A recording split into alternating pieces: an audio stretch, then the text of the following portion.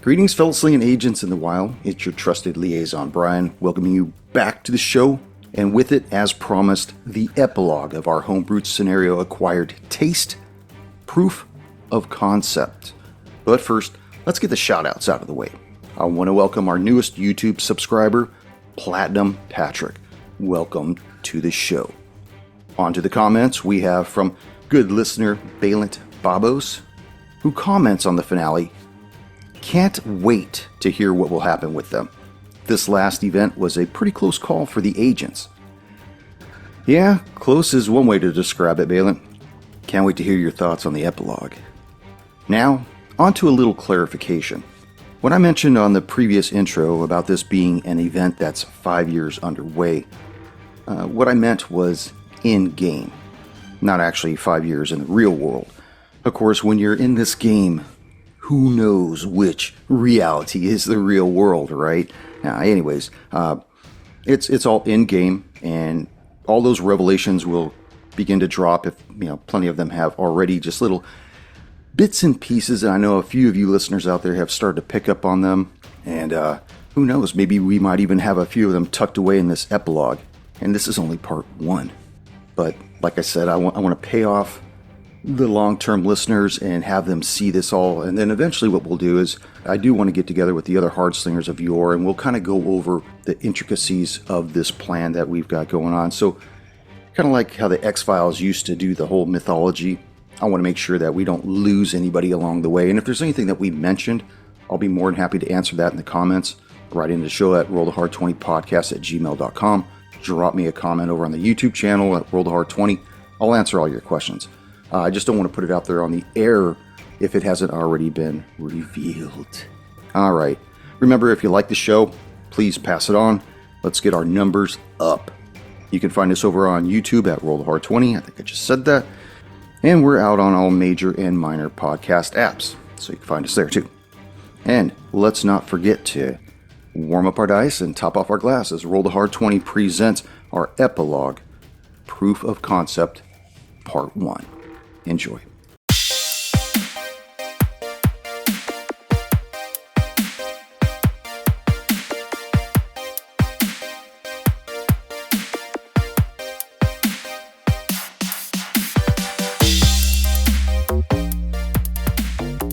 I figured what we would do is, like with this solo, we'll kind of wrap up what we did with Acquired Taste and also start leading into our mythology of the stuff that we want to accomplish. Okay. Later on, like starting to bring our own stuff into, as far as what he's doing, like when I lead in, we'll kind of get an idea of what you've been doing as far as when you came back from Providence, Rhode Island after sustaining all that con damage. Like, how were you able to try to get that back up to speed? All right, well, let me lead us in. Okay. Greetings, fellow slingers. Welcome back to Roll the Hard 20. It is I, your trusted liaison, Brian, and with me, my hard slinger of yore. Hell, we made it back. That's right. Our homebrew scenario, Acquired Taste. Epilogue. Proof of Concept. So each. It's been 3 weeks since the events that went down in Providence, Rhode Island. Although you and Adesso traveled the same flight back to California, both of you busted up from your encounter with Doran Dalka. You parted ways and haven't seen each other since. Back from what you could recollect, you haven't even talked to him. And for good reasons. The attacks you both sustained didn't just hurt your bodies, but seemed to touch your souls. The Pinnacle Vampire's attacks seemed to fracture a part of you, as though a piece of your essence had splintered off. Each, tell me how, if in fact you did overcome this damage that Doran Dalka had burdened you with. Well, I can tell you a little bit what happened, but other than that, you may have to help fill me in. The details. The details. Fully prepared. Oh, the details? I am fully prepared to do both. As each returned home, the last thing that each remembers is coming home after dressing whatever wounds he could, most of those not being physical. He prepared a simple meal and set it on the counter and was about to eat, but the last thing he remembers is waking up. What seems to be weeks have gone by. The meal's still on the counter, cold, covered with, flies who are enjoying this feast. Each looks around and he sees that there are dried, muddy footprints, as well as fresh ones about his place. And on his body, along with the dried mud, seems to be another dried substance that, while looks like mud, can only be blood, along with some fresh blood on his hands as well. And while physically he feels refreshed, restored, back to normal, the news that he has read in the local papers is quite unnerving to him, because over the last few days, while the area has been kept clean of vagrants and vagabonds and local pests and gang members, a couple was attacked, and from what the paper says, it's either one isn't serious and one is murdered, or they're both have been killed. And that weighs heavily on each, because he doesn't have any recollection of the last few days. And as you sit up in bed and you see this caked on mud on the bottom of your feet, you hear this droning off in the distance somewhere in your loft. And your ears start to subside from this humming, buzzing, and you realize that it's your phone's on vibrate. And that's what's buzzing. Bzz, bzz, bzz, bzz. Look around, you see that it's probably about 8:30 in the morning. The sun's already been up for a couple of hours on the west coast. You think to yourself, when's the last time I really got a good night's sleep? And did I have it just last night? I mean, it's strange because you've been having these very detailed dreams, almost lucid-like dreams, but they always seem to end in torment and violence. And although you can't put a finger on it, you somehow think that they could possibly have something to do with this hunger that's been satiated. As you cross the room towards your phone, you see that it's laying next to this plate of old food that's been sitting out. Like you said, flies buzzing about it, even starting to get a little stanky, a little ripe. And for some reason, it kind of makes your mouth water a little. In a good way or a bad way? Maybe both. You look down at the phone and you see, as it's vibrating, that you've also missed 27 calls. I only know 2 people. Okay. And the phone is currently buzzing right now? It is currently buzzing right now. Does it say who the caller is? It says unknown ID. Oh, then I will immediately pick up. Your tolls do. Yeah. As you flip open the phone, you hear in a gruff voice, Kimura. Kimura here? Where the hell you been, Ichi? I haven't heard from you for weeks. Well, I believe I have been sleeping, but Ichi looks down at his body, and he sees himself in the reflection of the glass, covered in mud. Apparently, I have been up and about, but I haven't known about that. Are you fit for duty? I'm as fit as I ever was, because apparently nothing has changed other than a long sleep. I'll be up in just a moment. The phone goes dead. I get my jack blade. A few moments later, the door to your service elevator opens up and you see Heisenberg walk through. Burly man, cropped top.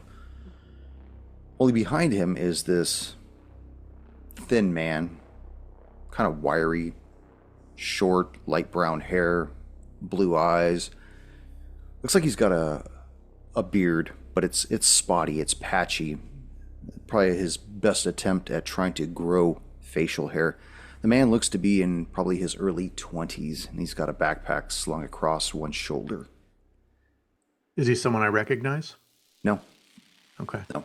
He's just following Heisenberg's lead as he walks in, and as Heisenberg peels off to talk directly to you, the young man kind of leans against the counter next to this plate of food, looks down at it, and kind of moves 2 feet in the opposite direction. Heisenberg extends his hand to shake yours, and again you're met with this gold ring on his pinky finger, the 3 concentric wind symbols. And he looks at you and he says, "Well, I've seen you look worse, Ichi." That is true. You still have the ring there, I see. I remember seeing that somewhere else, as I recall, but it's a little bit foggy right now. We'll have to talk about that sometime. Yeah, some other time. Right now I don't have time for that. There's been some developments that I've been following up on. As you know, that since the agency has begun its restructure, we have a lot more fingers and a lot more pies right now. And there's a company that's been on my radar for the past few months. It's always been on my peripheral, but recently it's come to the forefront of my attention. And for this particular involvement, I'm going to need the old Ichi. The Ichi prior to the agency. The Ichi I sent to Vegas. Okay, well, that should be easy enough to come by because, in my opinion, we are the same. There's a company called Ancestral Branches Incorporated. For the public eye, Ancestral Branches Inc. is a DNA collecting company that provides a way for people to trace back their heritage to see where they derive from. That is what the public sees. However, in the private sector, ABI is an independent contractor that works under the government's black budget. There's soft talk that they're in concert with another fringe company called CL1, a medical company whose newest scientific breakthrough is called Skingenuity. It's touted as being able to repair damaged skin and bone. Essentially, it's a snake oil that has yet to hit the market. Part of an intercepted communique says these two companies have been working with something called the source material. As of this read-in, we have no idea what this is. However, there's a rumor that Ancestral Branches Incorporated just received their allocated shipment of it from CL1. Whatever this source material is, that's the crux of this assignment. We need to know, because there's a strong belief that these independent contractors are putting together a narrative that we have yet to see a pattern for, but we believe this source material is a pivotal piece to it. We don't know what the source material is? No. In fact, that's your whole mission.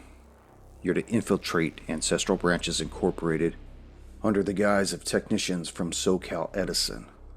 We've already called them and informed them that we're sending field technicians to address an intermittent power outage that's coming from their location, so they should be expecting you. You're to infiltrate the site and procure a sample of this source material and either access the hard drive of the director of the company or steal it with hopes that we can crack it on our end. Now here's the thing. If you don't feel like this is up your alley, we can send a crypto analysis with you. At this, he gestures towards the young man behind him. The upside to this is he'll most likely be able to crack the hard drive on site. The downside is that you're going to have to protect his ass while you're in there. All right. That's, go ahead. Now, this is 100% your choice. You can either take him with you, or you don't have to take him with you. Well, yeah, right. You could go. Well, I'm not one who has any sort of skill in computer hackery, other than accessing some cheat codes for some old PS1 games I played as a kid. I'll look over at the gentleman who rudely brushed away my food. What's your name, kid? Uh, Nicholas James. And he walks over and extends his hand out to you to shake your hand. He's got one hand on his backpack. How you doing? Okay, I'm good. I'll shake his hand with my mud and blood crusted hand still. Oh, been gardening? Of sorts. I've been removing some weeds from the garden. Can you handle yourself? This could get messy. He looks over at Heisenberg and looks back at you and kind of tucks his shirt in a little. He's like, I'm pretty sure I could get the computer. I could get into the computer if you could just get me to it. Is that what you're talking about? Yeah, I just needed to know where we stood on who's going to do what on this mission. I was told not to say anything. I was just told to let you two guys go and do your thing. Well, good job. I'll look at Heisenberg. Same question. Is this kid up for the mission?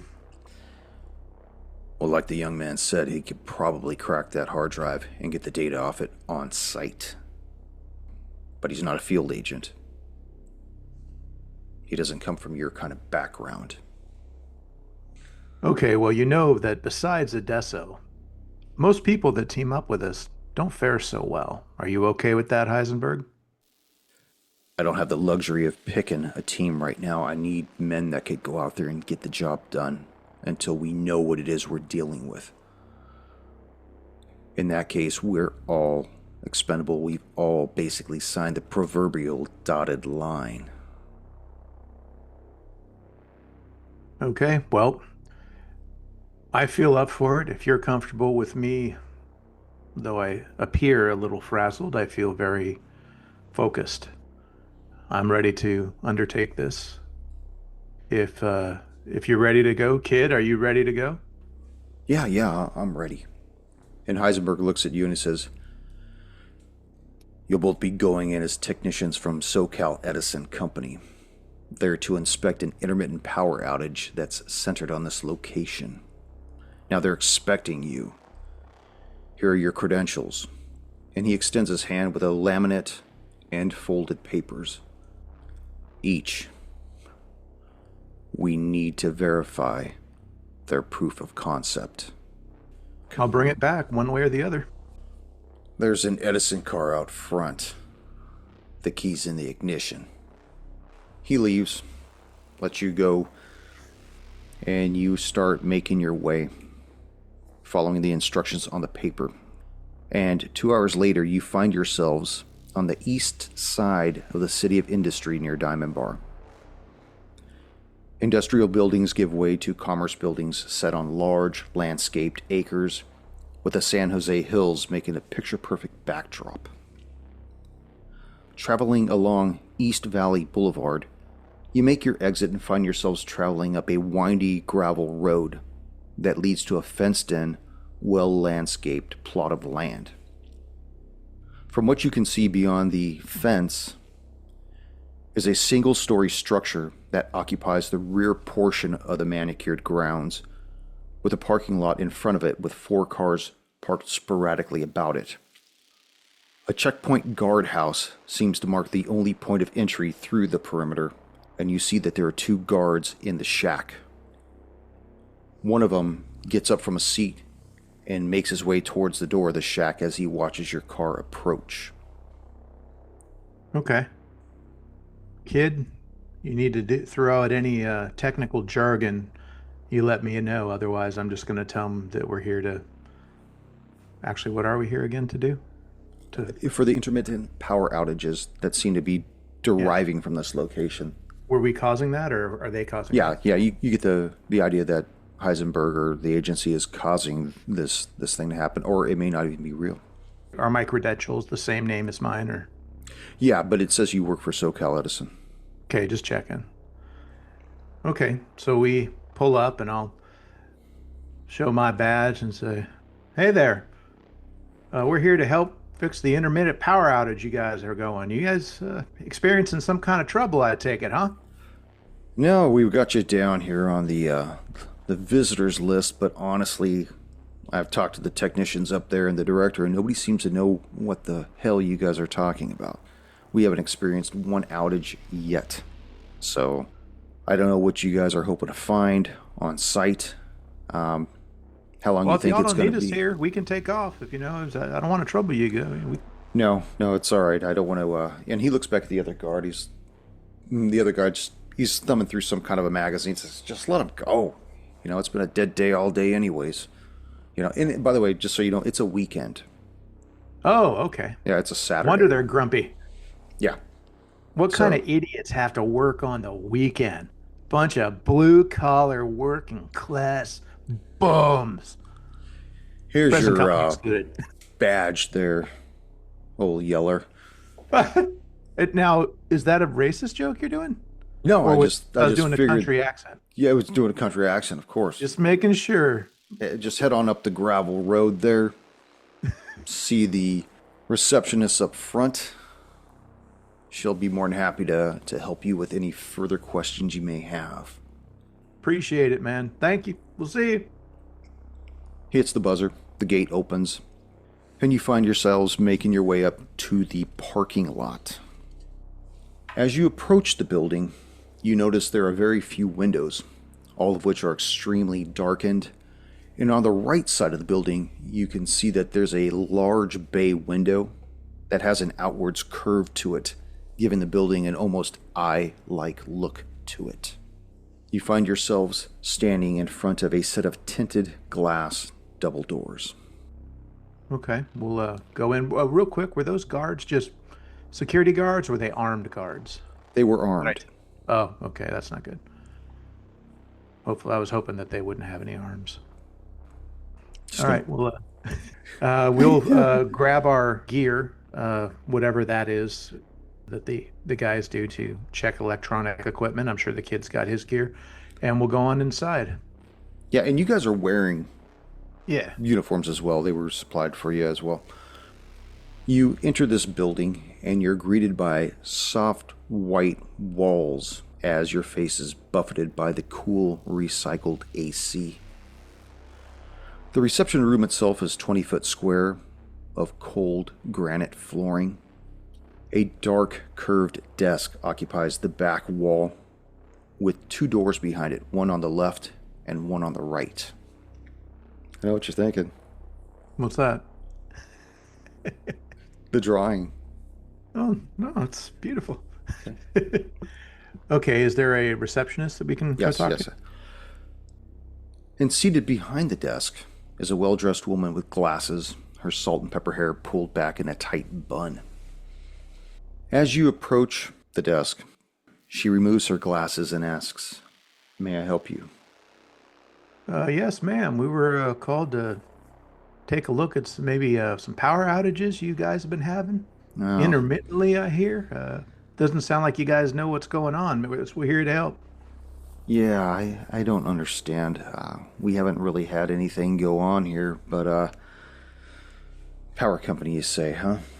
She pulls out a clipboard and she's looking through some stuff, looks at another chart and says, "Okay, I actually thought those were being caused by something off-site. You think they're coming from us?" I have no way to know until we take a look at it and do some tests. Okay. I mean, if you guys, if you think everything's cool here, we don't want to waste your time. We can head on back. No, I'm just concerned because I know that our labs, they're on a separate power supply, so I don't think that would affect your power grid. And at this, her gaze kind of angles towards the door on your left, but her right. And then she looks back at the door on your right, and she says, the utility room is through that door right there. And she points at the door to your right. It's down the hall, first and only door on your right, and I'll buzz you in. Okay, yeah, great, thanks. And you said your labs are on a separate power grid. Are they having any issues? No, they have their own power supply. That's what I was just saying. That's what I technician. mean. Yeah. Like they're not having any issues with theirs. No, and we wouldn't. Okay. Do you require an escort to assist you? I could get one of the guards from the shack to come on up here and give you a hand if you need. No, I think we're okay. I think we just need to spend a little Q&A time trying to figure out what's going on. Okay. Well, let me know if you need help or you need somebody to get you into the behind one of the cupboards. Larry, he's a big guy. He could probably move some of that stuff around. She buzzes the buzzer in the door to your right, which is her left rear delatches.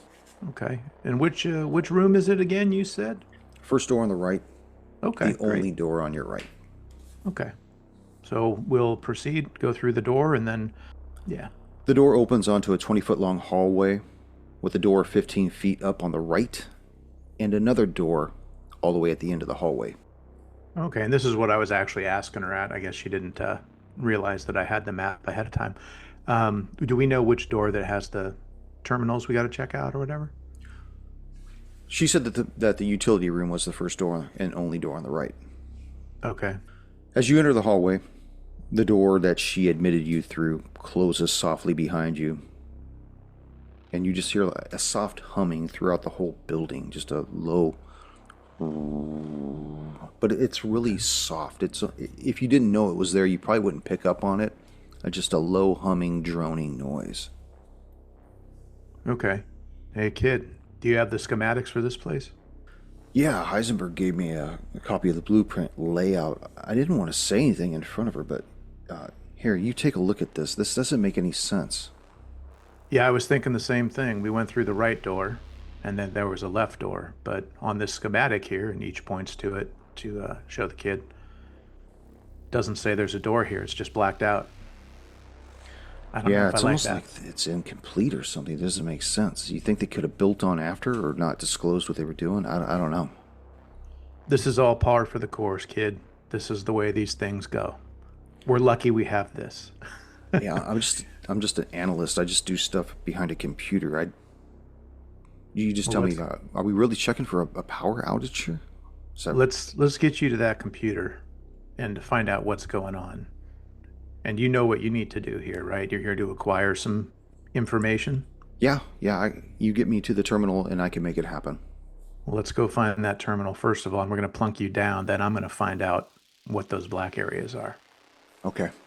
Now, just so you know, you got to get the hard drive from the director's computer. Oh, okay. So it's not even. Well, can he access this whole place from one area? Well, he could pull down whatever he needs to from that hard drive. He's got a backpack full of goodies. That'll. Okay, he needs to do it from the director's thing, not like what I was thinking is that he's going to go to the power supply area and then hack through there to get to the director's terminal. No. No, it Okay. needs to be directly through the. It's the ploy of finding out where the power supply is at. You know, like the Okay. junction box has been chewed up by a couple of squirrels. You're not really looking for the junction block. You just want access to the building under the guise of Southern California Edison. And does this place have bathrooms that we Yes. could? Okay, like I want to make sure I know where that is. So if someone sees me wandering around, I can say, "Hey, I was looking for the bathroom." So we can jump kind of back in. So I'm telling you what to do. What each would like to do is find the room that we need to check for the power outages and maybe set up some of that electrical equipment. So if someone comes in there and doesn't see us, but they see the gear, they'll go like, "Oh, maybe the guys are going to the bathroom or something Okay. like that." Just so they won't go like, "Where are these guys?" Yeah, she had said that the power room is the first and only door on the right in that hallway. Right. Okay. So we'll go to that power room, establish some, so it looks like we've been in there, leaving the tool bag and stuff like that. Maybe things connected to the thing, and then we need to find out where that director's room is. So we'll go through. From what my schematics say, the door on the right, that's the power room. So we've set up there, and then directly ahead of us is another door. Is that correct? That's correct, yes. Then we're going to go through that door as well. Okay. You go up to the door and you realize it's locked. Okay, that shouldn't be. Is this sort of a key lock or is this a fancy key fob lock? It's a key lock. Okay, well, each will break out some lock picks that he has, and he will attempt to go through this. Hopefully, if it's a key lock, it's not an issue, and I don't have to get too technical. Um, Lock picking, where is that? Oh, it's under a craft, locksmithing. Under 40 at 35. 35? Ooh. Yep. Slide your picks in and deftly disengage this archaic lock. Ticking. And this is why you get your shit stolen. Old tech. The door opens onto a hallway that stretches to your right for 40 feet. At the end of the hallway, you see that there's a door on the left and what appears to be a cutout like another hallway going to your right. Okay, and I look upon opening the door. Does that door open up to a wall? Because on my schematic here, that's part of the area that's blacked out. There's not another door that I can access, right? No, you look to your left and you see that there's straight up a wall on the So I will west have side. to access that darkened area through that door in the front reception area. Possibly. Possibly. Okay, well, our first goal is to find this director's thing where I can set the kid up to hack it. Hey, kid, do you need to be at the computer to be hacking through this, or is this something that your gizmos and gadgets takes care of? No, I've got to be physically at the device. Okay. Well, we will walk down the hallway all the way to the door that's on the end on the left. Okay. Does that have any kind of I'm going to look down both, so I'm walking to it based for the listeners. I'm at the top and I'm going to walk down the hallway, and then there's a hallway that goes down as well. I'll look down the hallway first before attempting to open that door.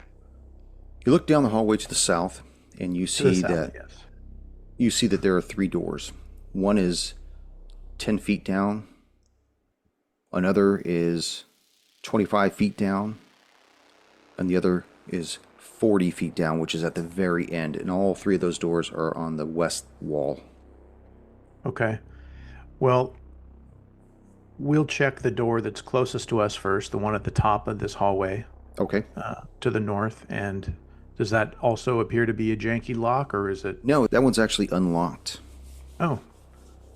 Okay. Well, each will take a quick peek in and see if it's more than a janitor's closet or a place we need to go. Yeah.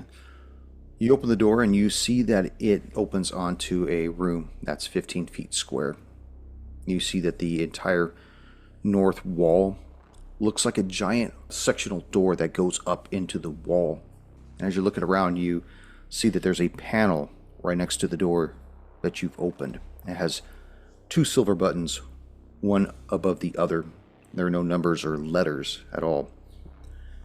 You get the feeling that you're in some kind of an elevator.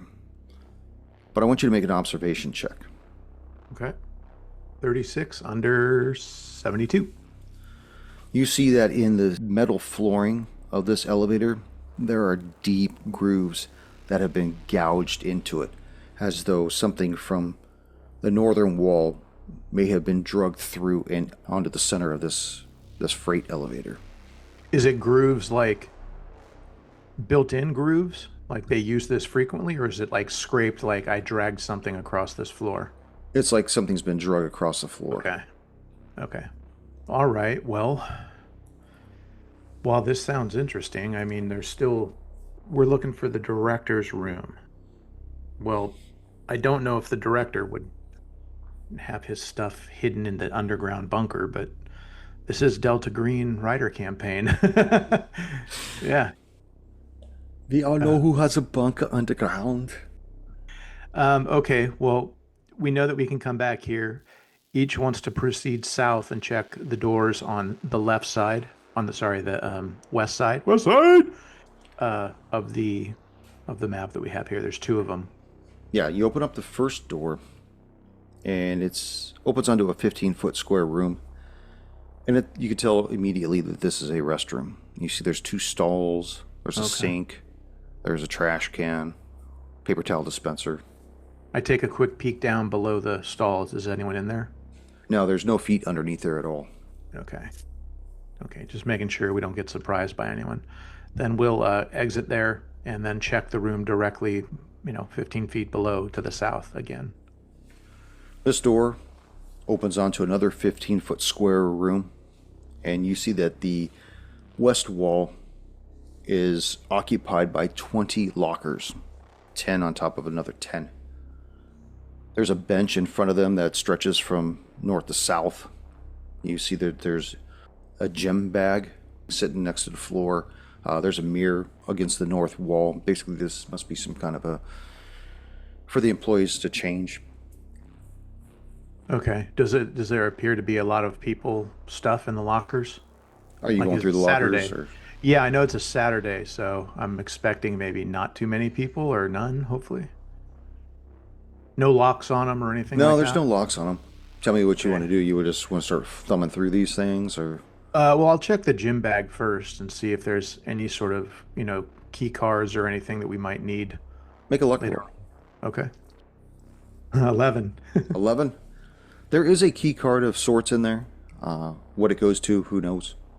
You see Okay. that there's tennis shoes, there's sweatpants, there's a t-shirt in there, somebody's wallet.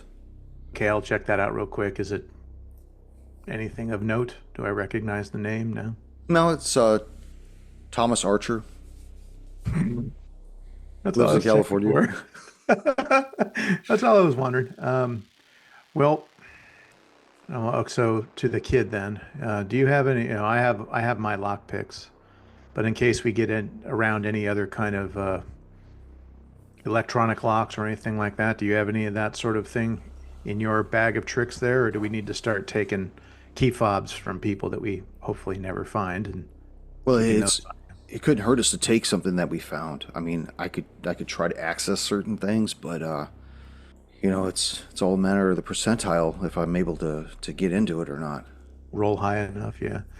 Low enough, but that's okay, AJ. That's why you keep failing. No. No, you got to get as high as possible because that's the succeeding. Oh, you high. Yeah, I'm a step below failure. Yeah, it's So- possible any type of electronic lock we come across, I could probably get us into, but I mean, this couldn't hurt. Is the key fob okay? Is the key fob attached to any other keys, or is it something that I could, in a wallet, if I could swipe that That's he what it looks wouldn't like. notice? It's like a laminate type of a card Okay. that's attached to one of those zip lines that you put on your waist. Zip. Okay. I'll just go ahead and take that then, leaving everything else as is. As from someone working in a company, I've had to deal with people losing their key fobs or leaving them at home all the time. It shouldn't draw any suspicion, and they would just go out to the lobby and get a new one, and they'd kill the key fob code for the one that we got. So hopefully we'll be able to use it before any of that possibly never happens. Okay. That leads a lot into it. Make an intuition check. Okay. Under 70? 58. Damn, 58. I'm on fire. You know that when people show up to work together, sometimes on days that they don't want to be there, and you're both arriving at the same time, one guy may pull his card out, and you'll both go in. Yeah. That's probably what happened. Something similar to that. Okay. But that would also tell you something else, too. Two guys are living together. Close enough. Yeah. Like my partner, me and Adesso.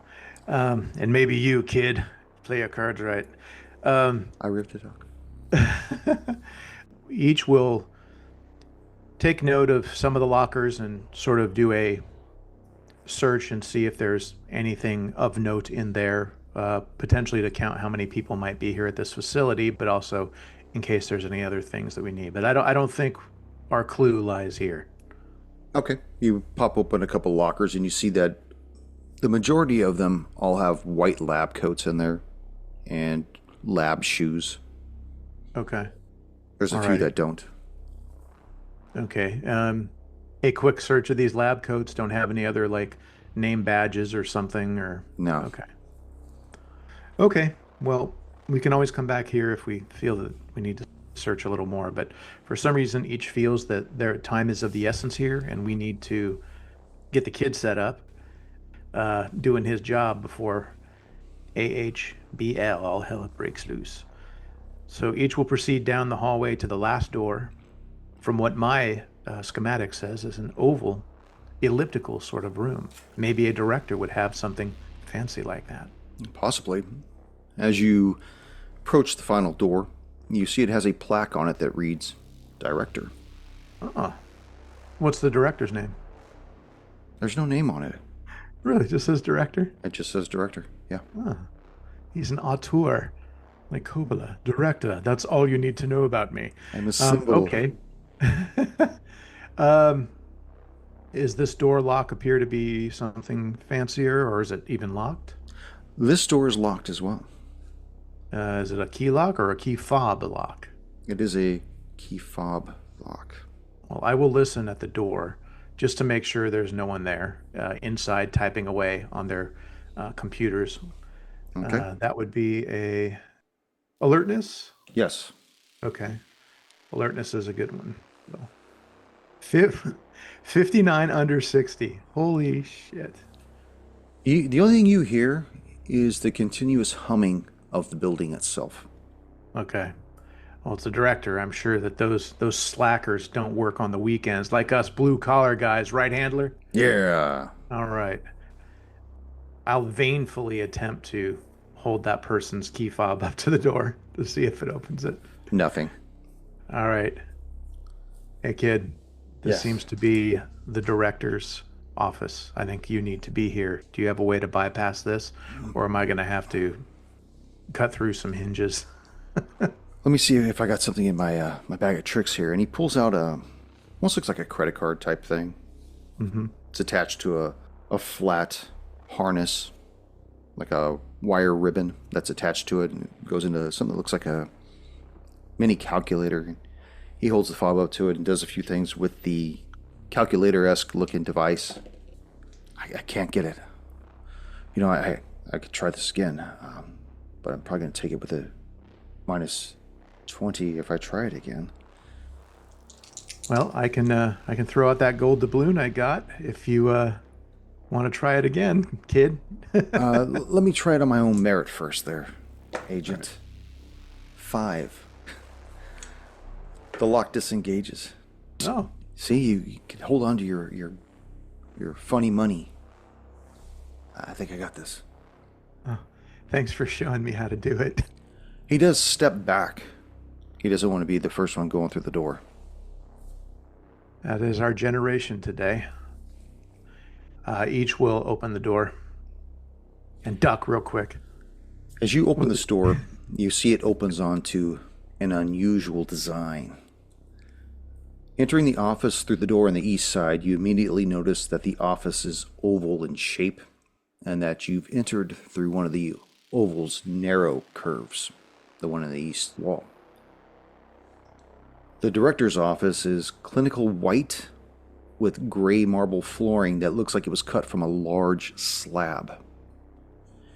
15 feet at its widest and 25 feet along its length, you see that there's a door on the far side opposite the one you entered through. The south wall has 2 large white shelves that are adorned with crystal baubles and whatnot, and they bracket a large curved bay window. A large brush-metalled desk sits in front of the window and looks out onto the parking lot where your car is currently parked. Atop of the desk is a computer that's softly humming, and right next to it appears to be a day planner. Dominating the north wall is a large curved mirror with a white stand in front of it, and on it is a sword rack housing 2 katanas with their handles on the left side. Curving up, curving down. Curving up. Okay. Do they appear to be of any note to me? Good quality? Pakistani knockoffs from Home Shopping Network? I'm assuming you're still standing at the door, and this is just what you're taking in. If you want to go to them or go wherever you want to go, let me know. Yeah, I was going to go take a look at those. Okay. All right, there's the desk, kid. Go do what we brought you here for. Okay. As he's walking towards the desk, he's already unslinging his backpack, and he pulls out this small little laptop, little portable router-esque thing, and he starts plugging into it, and he starts typing away. As all this is going on, where are you standing in the room? Where are you at? I want to check out the katanas real quick, which seems, odd to me that there would be katanas in this facility, unless maybe the director is someone in the know. And then after that, I want to check out the other door that's across from the east door. Okay. As you make your way towards the two katanas, you see that the door in the west wall actually opens up. Oh my goodness. Just by walking to the katanas, it opens up? Nope. Just as you're walking to it, the door opens up. Oh. And out come two men. Oh, shit. Who look identical. They look to be of Asian descent. They're wearing what best could be described as black jumpsuits, skin tight forming. And as they walk in, they see you over by the swords, and they're actually making their way towards you right now. Okay. Well, being as that I'm undercover, knowing that this will never happen, say, hey, fellas, you been having any problems with the power here? SoCal Edison sent us out here to check out some power outages. They look at you like they don't even understand the words that are coming out of your mouth, and they make their way towards the katanas. The first one grabs the top katana and pulls it out. The second one reaches for the other katana and pulls it out. At this point, Nicholas, who's typing away, actually pauses and looks back like, what the fuck are we doing? What's going on, Ichi? What are we doing? Get to work. It's going to take him 4 turns to get where he needs to go with this computer. All right. So the door is directly across from the other door, right? That's correct. And then the katanas are where? Against the north wall. You'll see that in your diagram there is no door on the opposite side. No, Yeah. I could see where it would be, though. Yeah. Okay. Well, what I'll do then is, I guess it's time to dance.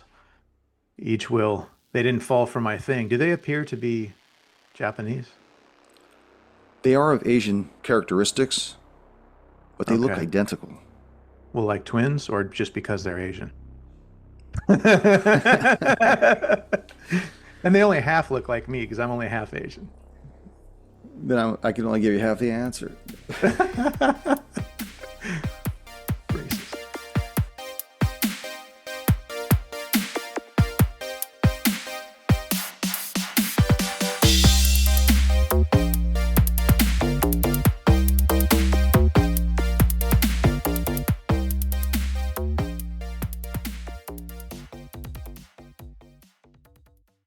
I got to ask too. This is gameplay related. So, what are we having the kid do? He's going to go in there and crack something so it allows us to open up some freezers or something and get source material. What he's there to do is get the data off the hard drive. Oh, is that all it is? Data? It's not a physical sample.